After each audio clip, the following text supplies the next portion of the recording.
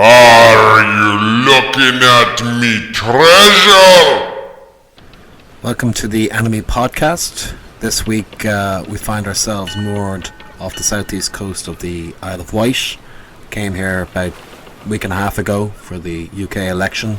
Had a bit of a drink session and unfortunately we were captured and then keelhauled by the ghost pirate Jeffrey Epstein. So unfortunately only I am left alive to report, but as often is the case with these weekly episodes, I'm sure the other two will come back in some form, like the Emperor Palpatine, with no explanation. So look forward to that next week. In the meantime, we have a collection of bizarre audio for you. The first of our drunken attempts to analyse the UK election results in real time. It was recorded on the 12th of December. And another 3 contributions from very unfortunate anarchists based in the UK who happen to be have lived through it and their own views on what's about to happen in the UK in regards to the left. So hopefully you enjoy that. Hopefully those of you who celebrate such things are having a good Hanukkah and will have a good Christmas and whatever else people celebrate. But that'll be me. I'll see you along with hopefully my 2 other supernatural co-partners in about a week or 2. Happy holidays.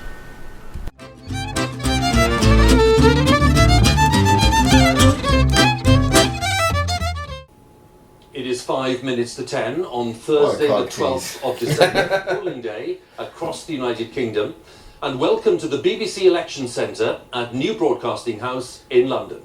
I'm rock hard. This is your news at 10. I've got a stiffy. Can you rub me down with some ointment? I'm ready to report.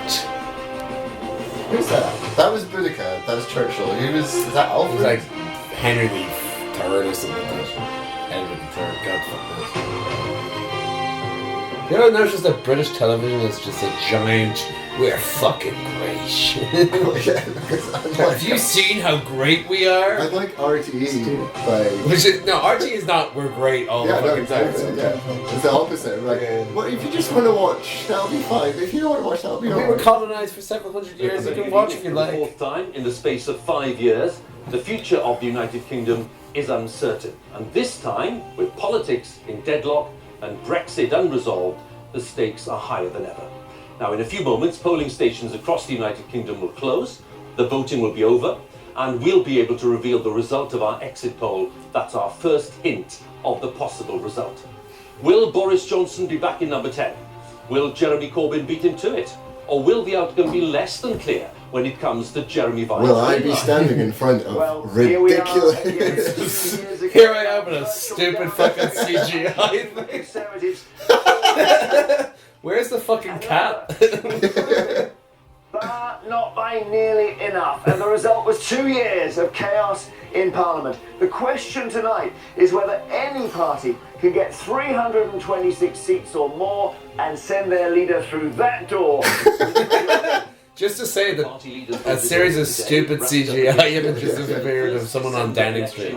Since 1923, less than a fortnight before Christmas. Is that Nicholas Sturgeon's husband? Yeah. Jesus, she could have done better. And my colleague Naga Manchetti is watching the hard-fought race to declare the night's first result. Well, all eyes are on the northeast today to see who will declare first. Last time it was Newcastle, but we have found out that their neighbours... You don't need to make this any more exciting than it already is. Are you The ready? Titans of Ipswich versus the Giants of Sunderland, making them both seem equal We'll see sized. if they pull it off. high above the... We must shout! So basically, yeah, there's a race to see who And our election can call supremo, first Professor in one of the constituencies. ready to It's like an analyse old those results and to rivalry that's update been the going early since the predictions. 60s. There are 650 MPs to be elected. Every one of those... Is that not too many MPs? That is And my probably colleague not Rita enough Chakrabarti is MPs. at the big screen with more details. This has been such a hard election to predict, with the shadow of Brexit hovering over the usual tribal loyalties. Well, we're about to find out what the real numbers are, and I'm here at the giant touch screen, which has been loaded. We've got 5 giant touchscreens, each more complicated than the last. In a few moments' time, I should be able to predict which seats are changing hands. And just outside the studio, with a cold Just latte, stay still. Sophie Rainway for the vast United Kingdom and the changing political landscape. Yes, this is the UK, but not as you know. We have made each constituency exactly the same size. So one hexagon Wow. for one MP, and it gives you a much better Scotland idea is fucking where tiny, the man. balance of power lies. Now, this map is laid out in the colours of the 2017 Where's the general Republican election. Ireland? Sure. Hey, them's fighting words. The Republic of Ireland always should just be like a middle finger in We were for years, and then we left. In-Chief Andrew Neil will be talking to many of the winners and losers, finding out why the election turned Andrew out Neil, as it fuck did, off with your and fucking where we go from spectacle. here. You Joe fucking, on with your daft idea. fucking what are you fucking wig-bearing prick. in this studio and across the country, asking them what went right, what went wrong. Why didn't I suck Boris Johnson's cock? With me all night I didn't is have the the BBC's opportunity. political editor Laura Kuensberg. She's waiting to give her immediate verdict on the exit poll. So here we are. We are just seconds away from the result of the exit poll. Our first prediction of the potential outcome of this election. More than 20,000 people were asked how they voted today at 144 polling stations right across the UK on behalf of the BBC, ITV and Here we Sky. go. So, as Big Ben reaches 10 o'clock, standing by Big with Ben those reaches his crucial climax. exit poll figures, here they are. The jizz of knowledge. Mother Poll is suggesting fucker. that there will be a Conservative majority when all the votes are counted after this election of December 2019.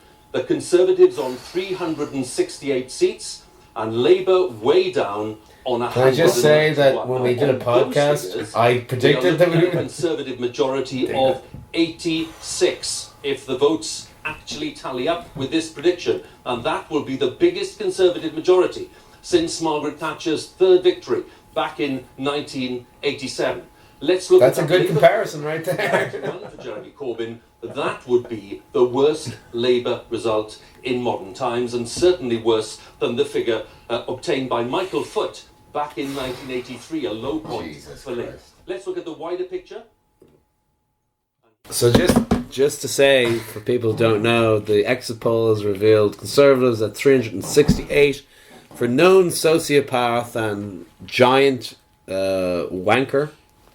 It's the easiest thing to say from Boris Johnson. 191 for Labour, which is the worst apparently in modern era. 55 for the SNP, which yay, Scottish independence. Liberal Democrats at 13. PC, which is politically correct. What's that, PC? Yeah, I don't know actually who that is. The party created Played Crummer. Plaid Cymru, which is the Welsh nationalists. At 3, the Greens at 1, the Brexit Party at 0, always a plus. And 19 other, which is, in other words, Sinn Féin, which is a fucking political party in the DUP, which is fucking another political party. So, what that seems to suggest, if it's true, is that England has decided that it no longer wants the UK to exist. The Scottish have realised it doesn't exist anymore and have voted accordingly. The Welsh are beginning to vote accordingly, and we'll have to wait and see what is happening with Northern Ireland. So, in other words, I was right, James was wrong, because I'm a cynical prick, and he was an optimistic one, and that'll always fail. You know what I'd be interested to find out? How many percentage of people voted? Yeah. I'd be very interested to find out. No, how many people... No, that's for future reference. No, it'd be very interesting. Because if it was the same as before, like 67%, that suggested for a large chunk of people, even all this shit wasn't enough to get people actually invested. So even with the Labour Party promising free Wi-Fi, nationalisation of all these industries. And what happens to fucking Labour now?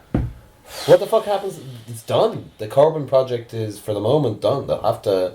The Parliamentary Labour Party will oust them after this. The PLP are not gonna...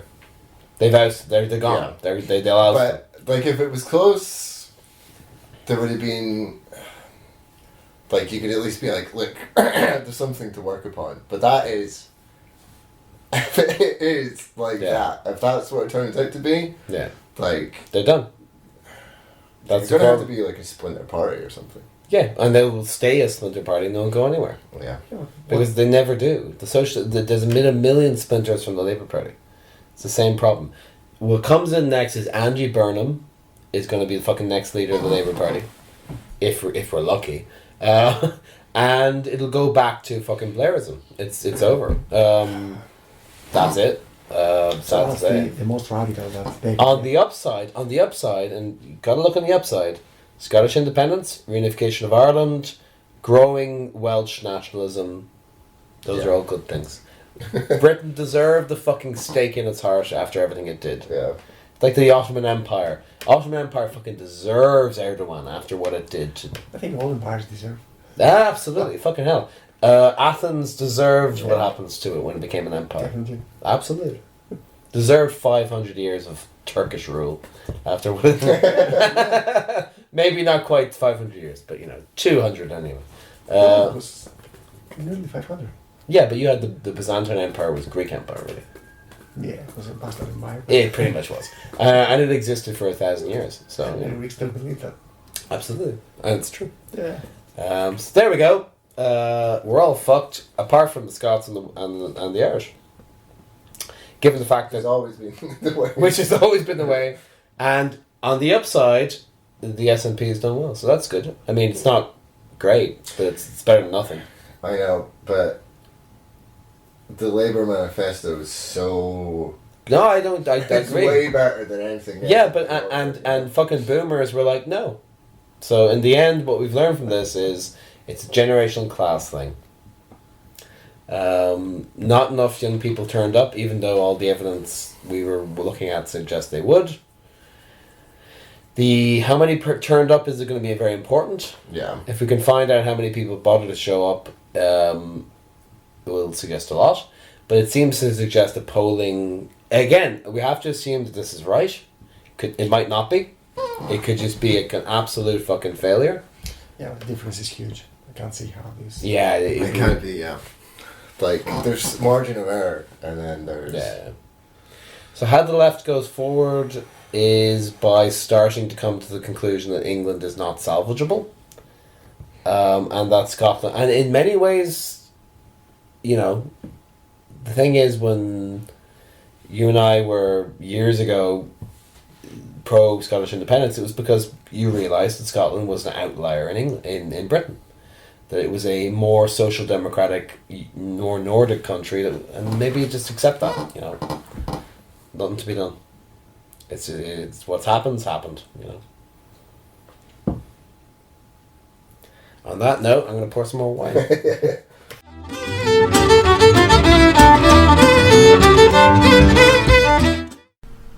Our first contribution is from Dan. He's based in Kidderminster, where he has been involved in the online canvassing for the Labour Party.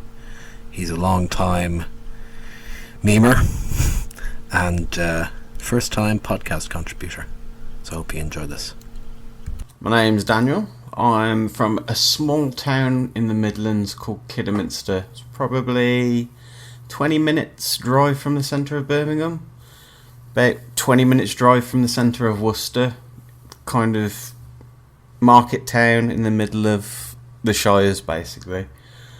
The town itself was pretty heavy industry, based on textiles, mostly carpet making, for a good couple hundred years. I'd say since the 70s, a lot of the industries just kind of faded away. Carpet factories were still about when I was a teenager. It was still an option to go into to work in the carpet factories. Now they're all gone. And nothing really has replaced it. The town itself is pretty dead. There's no real nightlife. There's no real shops. It's an absolute wasteland, really. The constituency I live in consists of 3 smallish towns. Bewdley, which is strongly conservative, was a port town, one of the furthest inland ports from the 1700s onwards. There were quite a few coal mines, collieries around the area that used to ship coal down to Bristol. Staleport on Severn was a small village called Mitton until I think it was James Brindley built the canals into the town. Basically any industry that was there is fucked off to wherever it's gone, and now it's just a leisure and tourist town. Those 2 towns in particular are quite conservative due to them being retirement towns as such. There's a lot of money in the surrounding areas, the rural areas, incredibly wealthy. Kidderminster itself has some of the most deprived areas in the UK, I think possibly in Europe. It's been solidly Tory for a long time. There was an anomaly in 97 when New Labour won on the promise of keeping the hospital that was going to be closed down, which they went back on as soon as they got into power and were kicked out pretty much straight away. People haven't forgiven them. There's actually it's called the Kidderminster effect, where a strong independent kept getting re-elected until 2010. He was actually a good bloke, Dr. Richard Taylor, on the strength of the feeling about the hospital. In terms of canvassing, I did a lot of online canvassing, not being a member of the party, due to not being able to afford to be a member of the party at the moment.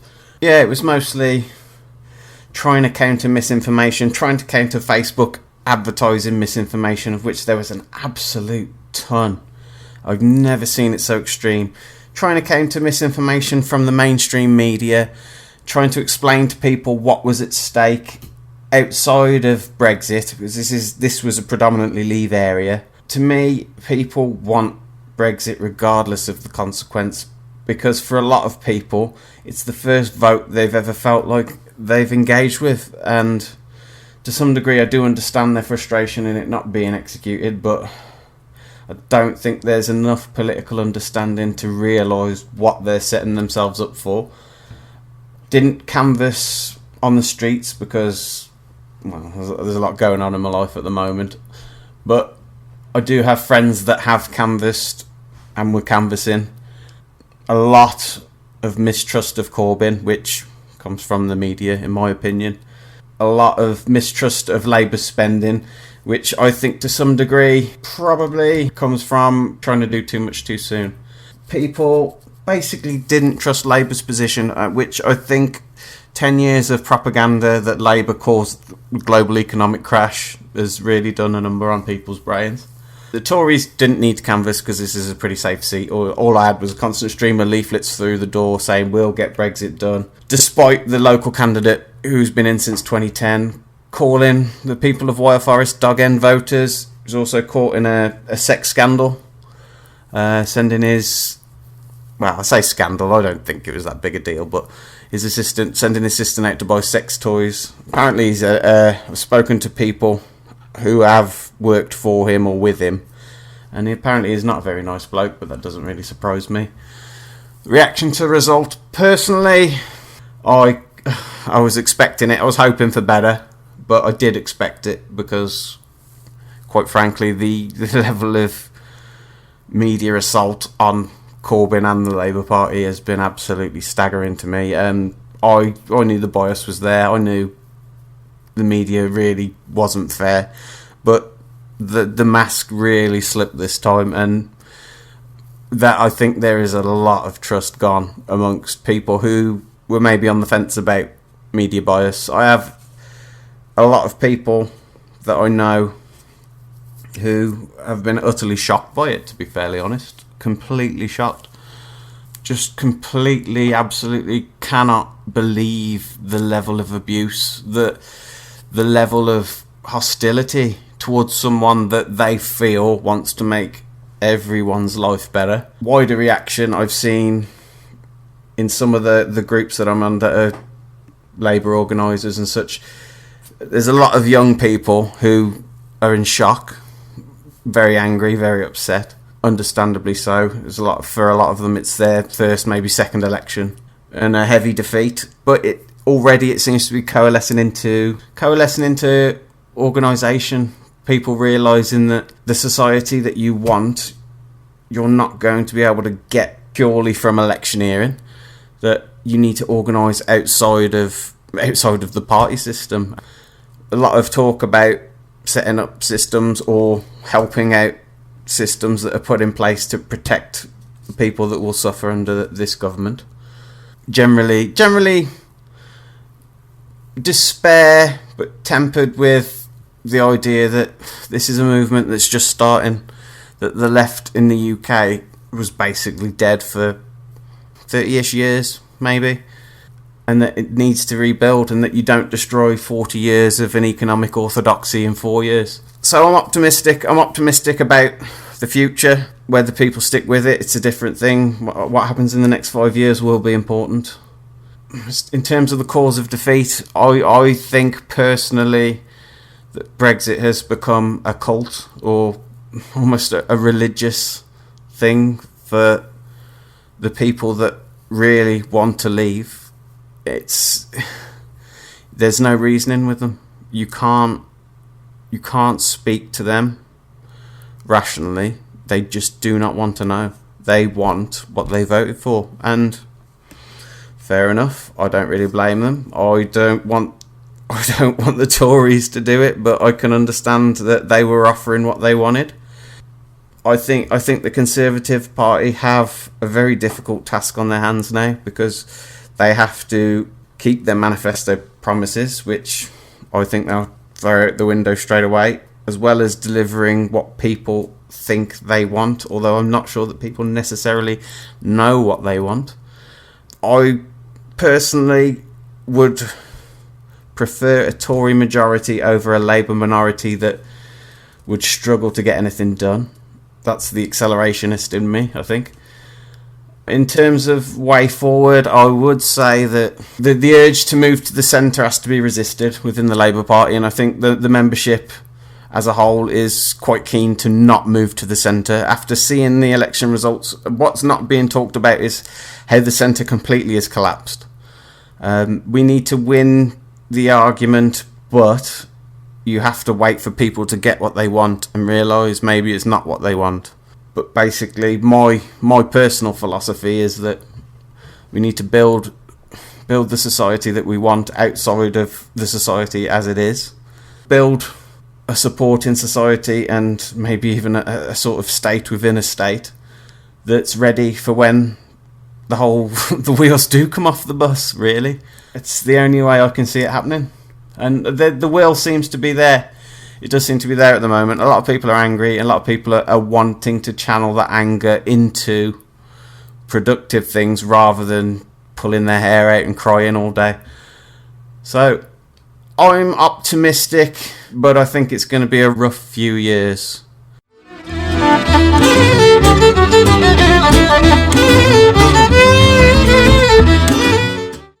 Our second contribution is from Will, who's an academic based in England and sometimes in Dublin. His views are particularly notable given his experience working with students who are suffering through Tory austerity and have been over the last few years. So do listen up. So the UK had a general election and overwhelmingly voted to keep punching themselves in the dick for the next 5 years. A multitude of wonks from the lanyard-wearing classes predicted a variety of scenarios before the big event last Thursday, so the country knew to brace itself either for a slight Tory majority or perhaps another hung parliament. Oops. So how did we end up with Labour being devastated quite so conclusively? One explanation certainly could not include the shining virtuous character of Boris Johnson, nor any other Conservative. Boris was booed in almost every town he visited. He refused to participate in a variety of televised debates, probably because he knows himself to be a liability. Increased exposure equals fewer votes. And in the debates in which he did participate, his previous homophobic, Islamophobic, racist elitism was brought up and poorly handled. Jacob Rees-Mogg, a parody piece of performance art, presumably, stated that people were incinerated in Grenfell Towers because they lacked common sense.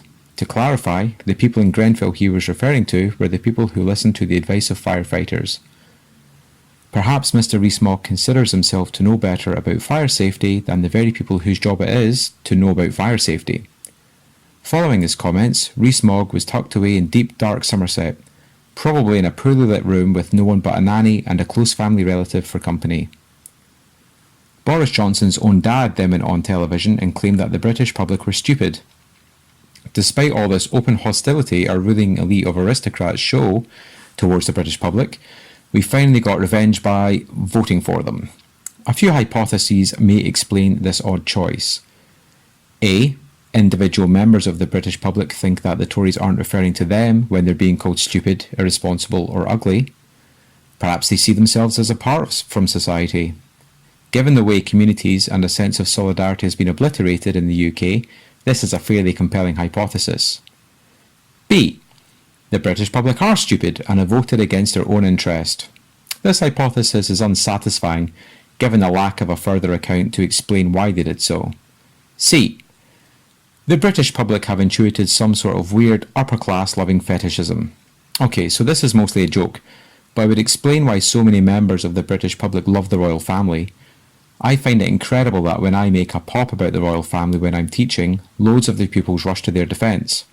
Programmes like Downton Abbey and The Queen, a new series of which has just been released, and films featuring toffs falling in love on an estate or solving some hard sums to save us from Germans are in constant demand. The election was also held incredibly close to Armistice Day.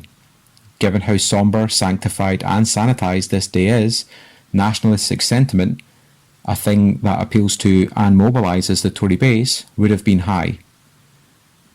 Anyway, until the Great British Bake Off is filmed on a council estate using ingredients bought from Aldi, rather than the bunting-clad Waitrose aesthetic, marquee, Middle England nonsense that it currently is, I'll stick to my perpetual watching of It's Always Sunny in Philadelphia. Thanks.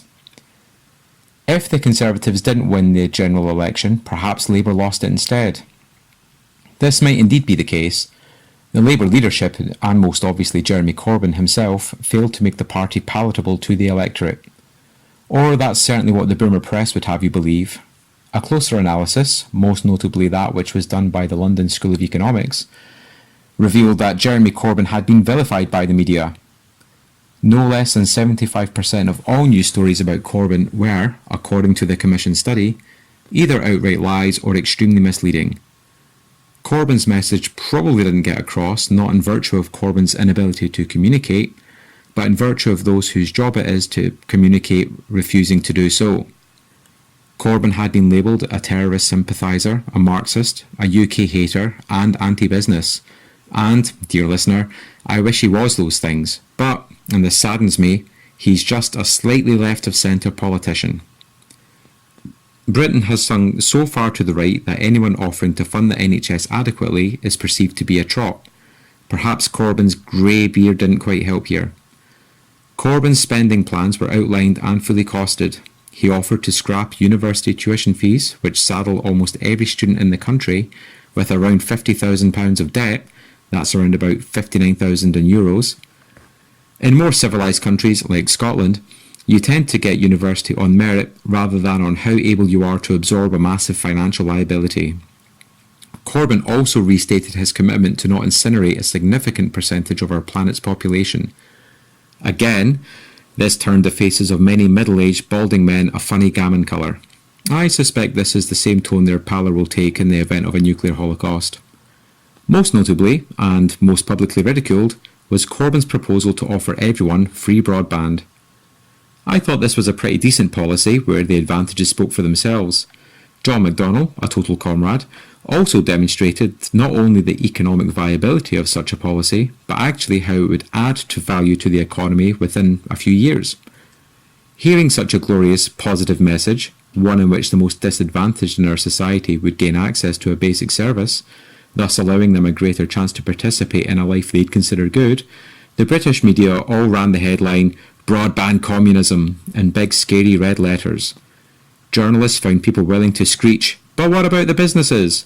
into a camera, and, despite repeated attempts to explain the economics behind this, Piers Morgan et al. Just kept calling it financially irresponsible with no further argument or reasoning. I was a fool to expect anything more. Alongside Labour being misrepresented by the media, the Conservative Party literature were not above doing their fair share of misrepresenting. On the eve of the general election, a study was released showing that around 88% of the information, imagine scare quote hand gestures being made over the word information, contained in the official Conservative Party literature was just barefaced lies. So Labour had a positive message: free broadband, free universities, more funding for state schools, more funding for the NHS, etc. And a negative message about the Conservatives: increased use of food banks, child poverty increases, a massive bigot for a leader, etc. The Conservatives had an entire media willing to go easy on them during interviews and misrepresent the other folk during theirs. If Corbyn was the problem, I'm not sure any other politician prepared to carry on the Corbyn legacy will fare any better in the immediate future. One solution does propose itself.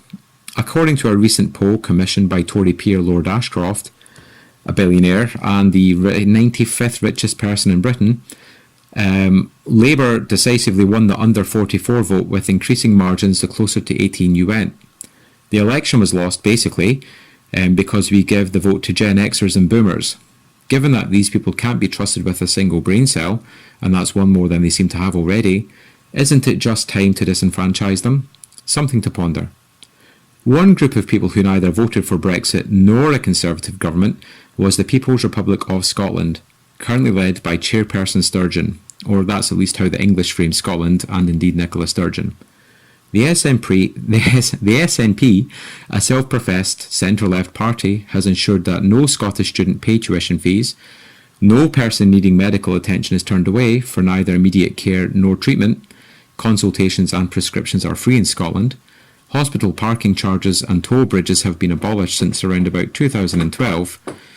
Of the 59 constituencies in Scotland, 48 are held by the SNP, who are basically Labour with tacked on independence at this point. A mere 6 seats are Conservative. To be honest, I'm actually amazed it's that high. Anyway, Nicola Sturgeon is using the increased number of SNP MPs to canvass for a second Scottish independence referendum. Her argument, fairly plausible in my opinion, is that there has been a significant material change since Indy Ref 1. The Scottish people, of which my accent betrays me as one, were told that if we voted to leave the UK, we would have to leave the EU. Many people I know didn't want to leave the EU and therefore voted to remain part of the UK. Fast forward a few years and the English and Welsh voted to leave the EU. Oops. I guess we didn't see that one coming. Ironic that this happened because of a man called Cameron, a traitor to his name if ever there was one. I'm really torn about Scottish independence. On the one hand, nationalism is bad and no borders, etc. On the other hand, given that borders, and borders for the foreseeable future, and given that the English are hell-bent on turning their country into a hellscape, perhaps an independent Scotland can implement a positive, progressive left programme. I mean, this is unlikely to happen, sure, but it's definitely more likely to happen than it is under the cursed current status quo. In short, if you're living in Ireland and you're thinking of moving to the UK, don't.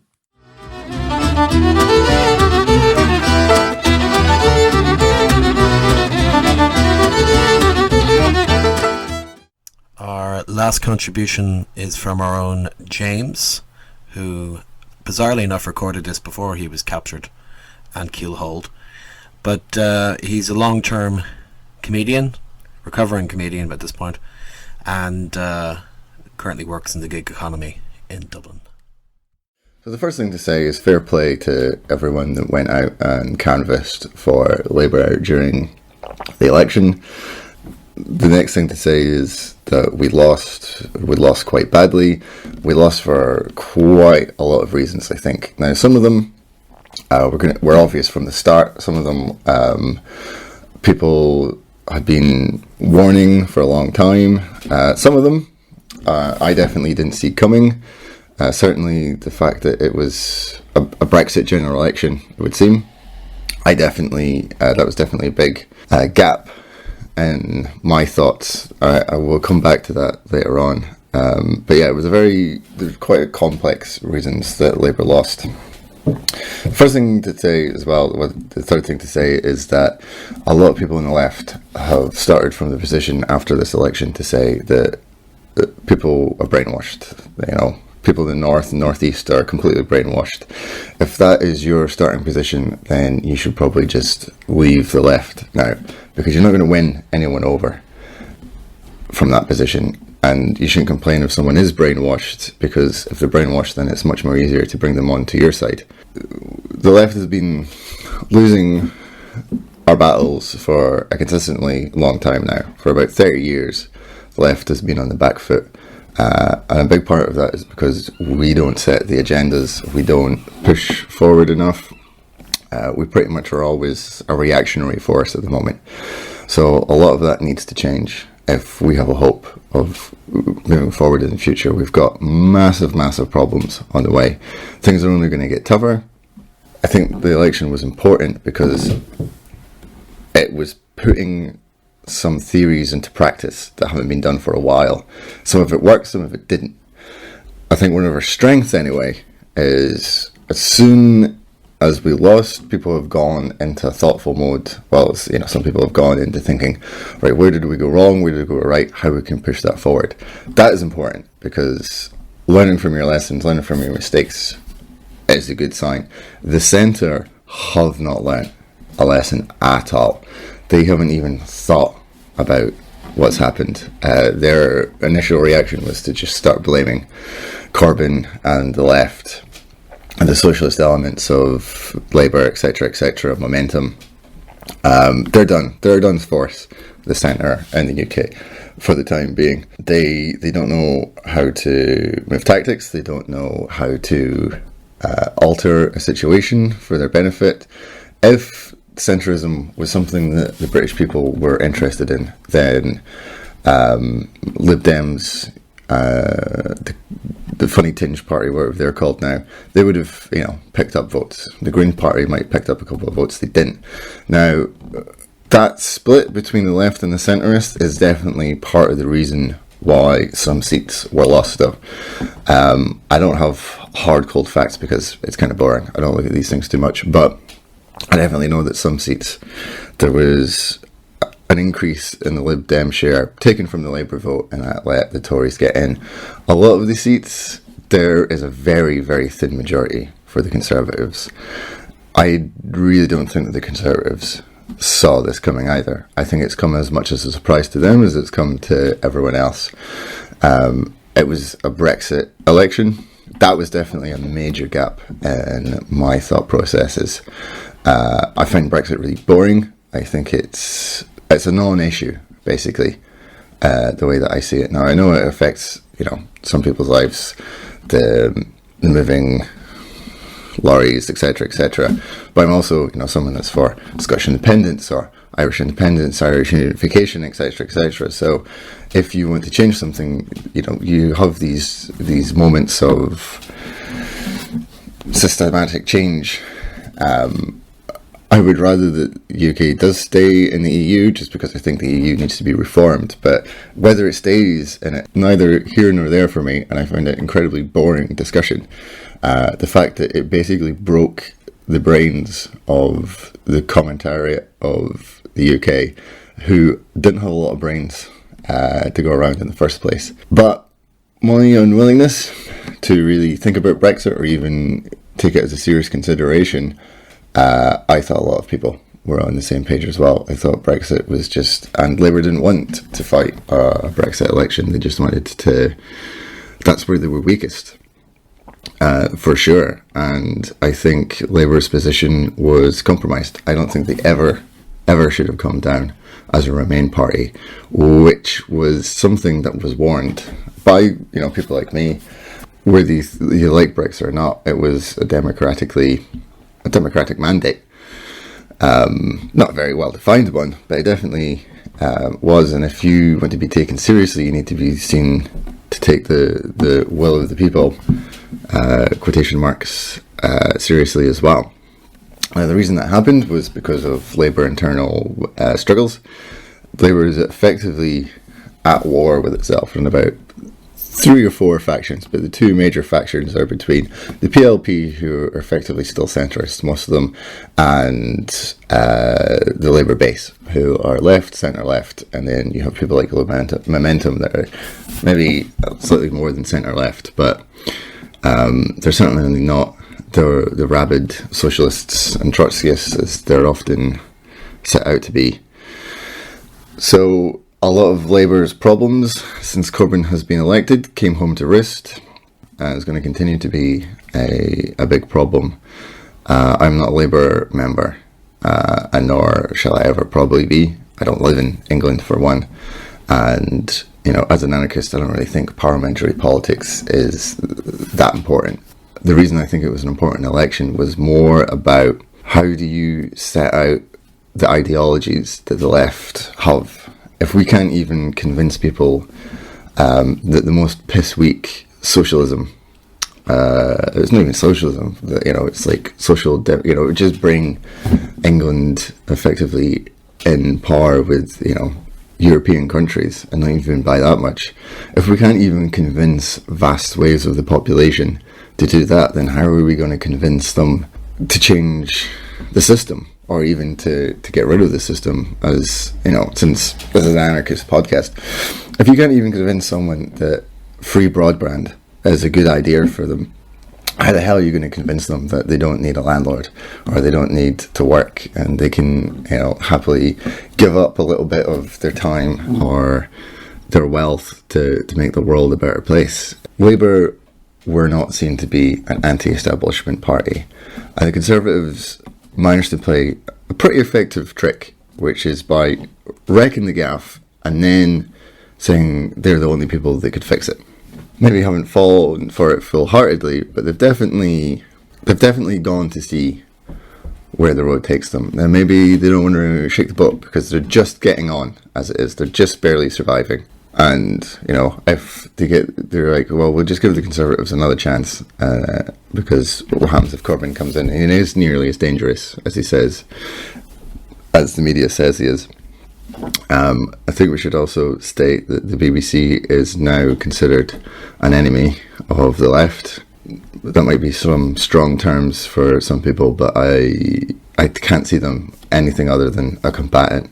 I don't think they're a reformable institution anymore.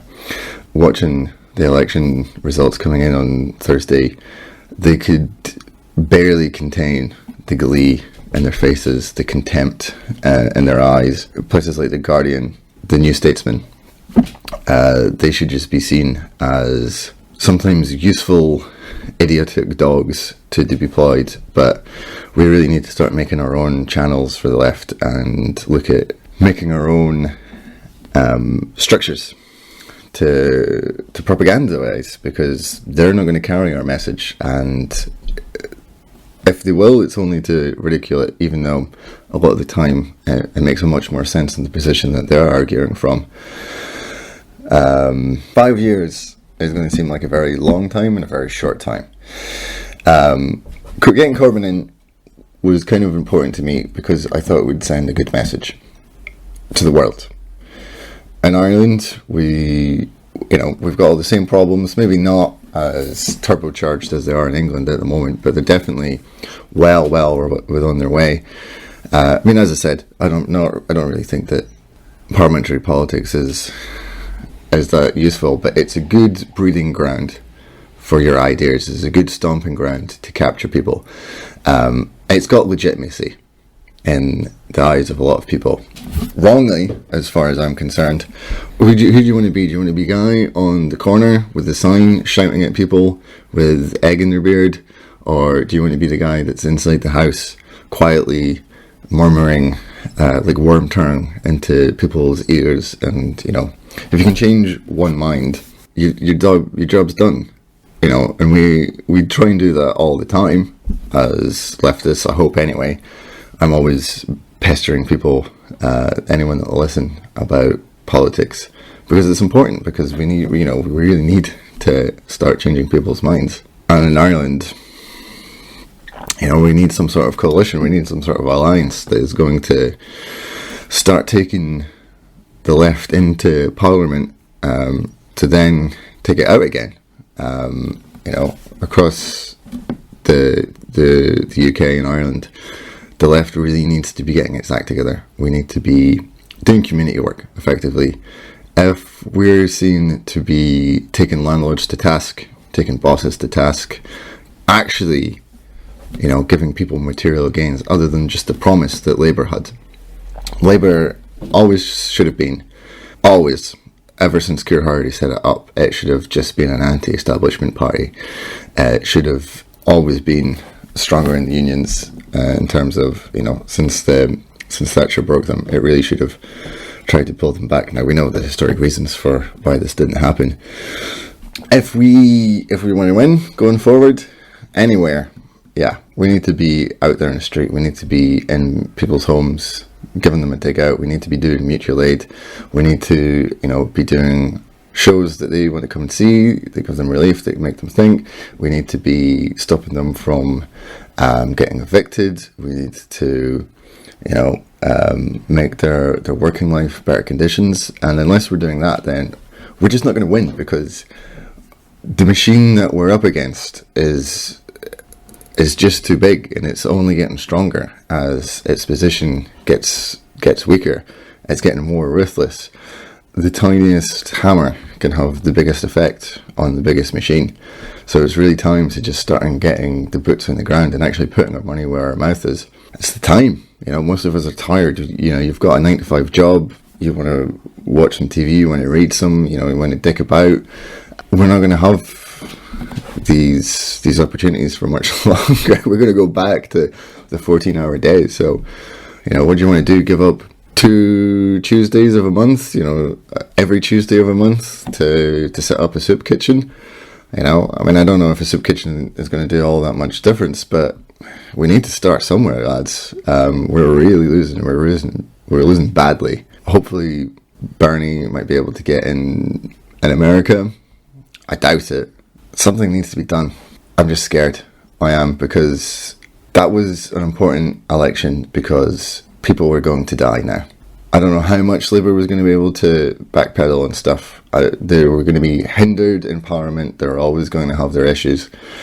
But universal health credits, NHS failing, unnecessary deaths up and down the country. Some of the most vulnerable members of society are now going to die under Boris Johnson's government. Some of them on purpose, but most of them just through blind ideological uncaringness. And there's just people that I'm worried about, because there's only so much help that you can give. I mean, it's all right to say that I told you so, but then, if that's your position, then what did you do? Accelerationism doesn't work if all of your friends are dead. If everyone's too tired to actually help, if they're all just looking out for themselves. We really, really screwed the pooch on that one. Something like this really tests the mettle of a person. It really, what you're willing to do, where you're willing to go. I'm not so scared of the fight. I'm more scared of how far I'm willing to take it. My temper is much like my hair at the moment. It's getting very, very thin. I'm just getting sick of seeing the pain, seeing the suffering, and seeing the indifference that goes along with it. Yeah, we're going to take a couple of weeks. Let's strategize. Let's lick our wounds, but we're going to come back stronger. We're going to come back harder, because we have to. We don't have any choice. It's either that or get wiped out. Alla mattina, appena alzata, oh bella ciao, bella ciao, bella ciao, ciao, ciao, alla mattina, appena alzata, di risaia mi tocca andare. Fra gli insetti e le zanzare ho Oh bella ciao, bella ciao, bella ciao, ciao, ciao, e fra gli insetti e le zanzare un duro lavoro mi tocca fare. Oh mamma mia, oh che tormento. Oh bella ciao, bella ciao, bella ciao, ciao, ciao, oh, mamma mia. Oh che tormento. Io ti invoco ogni domani. Io ti invoco ogni domani. Io ti invoco ogni domani. Partigiano, portami via. Oh bella ciao, bella ciao, bella ciao, ciao, ciao. Partigiano, portami via, che mi sento di morire. E se muoio da partigiano, oh bella ciao, bella ciao, bella ciao, ciao.